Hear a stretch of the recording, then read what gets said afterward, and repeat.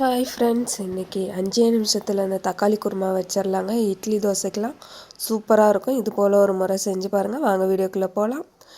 வானல் சூடானதும் தேவையான அளவு எண்ணெய், கடுகு, வெங்காயம், 2 பச்சை மிளகாய், கருவேப்பிலை போட்டு நல்லா வதக்கி விட்டுக்கலாங்க. வெங்காயம் நல்லா வதங்கி வரட்டும். 2 தக்காளி அரிஞ்சு போட்டுக்கலாம். கொஞ்சமாக உப்பு போட்டு நல்லா வதக்கி விட்டுக்கலாம்.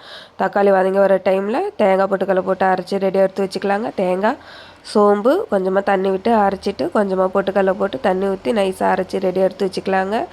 தக்காளி நல்லா வதங்கி வந்துச்சு. தேங்காய் பொட்டுக்கல்லை எடுத்து ஊற்றிக்கலாம். கொஞ்சமாக தண்ணி ஊற்றி கலக்கி ஊற்றிக்கலாங்க. மஞ்சத்தூள், தனி மிளகாத்தூள், மல்லி